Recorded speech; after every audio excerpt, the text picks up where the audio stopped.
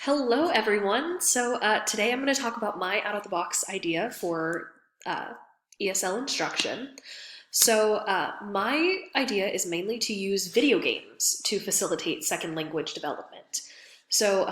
I have always been really into cooperative two-player games, so I thought it'd be really interesting to see how using video games would improve interpersonal communication skills in a high school student's L2 uh, and I wanted to do so using cooperative logic games that require a higher level thinking to improve verbal communication skills.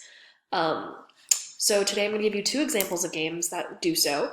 Both require teamwork and social skills, which is going to help those students build that social network that is really difficult for ESL students and L2 students really to get. Um, it'll also help them overcome that social isolation, which is often a barrier in L2 acquisition. Um, Students will build their oral skills as they must speak commands out loud for the other students to solve, um, to help solve a puzzle on their own computer or phone screen. Additionally, the games that I've chosen require multitasking, logic, puzzle solving, and reading skills in order to be successful, meaning they have to be able to do all of that in English as well. By building these skills and disguising them as a fun activity or video game, students will reinforce their own language skills unconsciously.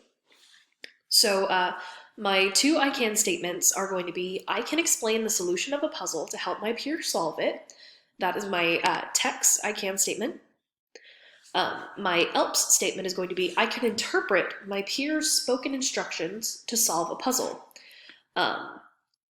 By having students play games that they have to use others, or that they have to guide others through solving complex problems, they learn how to express complex processes in oral instructions.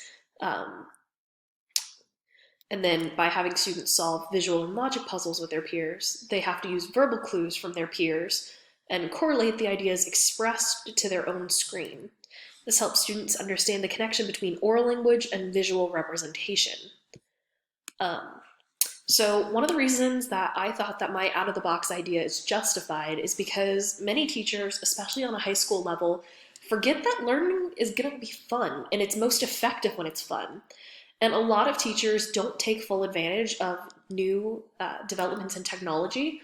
VR technology has come so far, and being able to use virtual reality in your classroom to facilitate learning is a great asset. If anything, over the last 9 months has taught us anything, it's that technology can be detrimental when it's used incorrectly, but if you use it correctly and incorporate that exciting advancement in technology into a fun, interactive lesson, students have the potential to learn in a more efficient and impactful way. I'm going to cut away now to you being able to see examples. One is going to be a screen recording of the game Space Team, in which two people work together. This is an iPhone or App Store app that two people have to work together to fly a space station. Now, the original game has a mix of real and nonsense words that students have to explain their instructions into one another, and then they have to work together to solve the puzzles on each other's screens.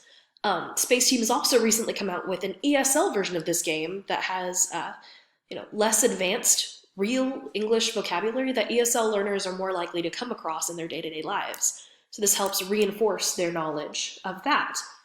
I'm going to cut away now to let you see a demonstration of me and one of my family members playing Space Team.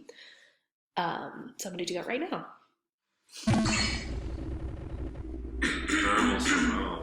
Goodness. Ready? Goodness gracious. Oh. Asteroid! Set double manipulator to 3. I got that. Set grease sister to 2. All right, now that we're back, the next thing I'm going to show you is a demonstration of me and my family member playing more of a higher level thinking game called We Were Here.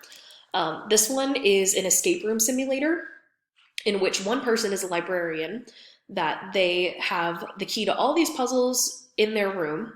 However, the other person is the one that's actively solving the puzzles with no context. So they have to use their verbal communication skills in order to describe what exactly the solution to each puzzle is. So I'm going to cut away now so that you can see an example of that.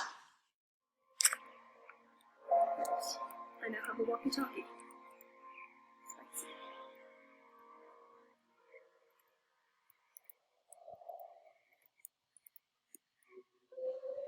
All right, so I've got 2 blue eyes.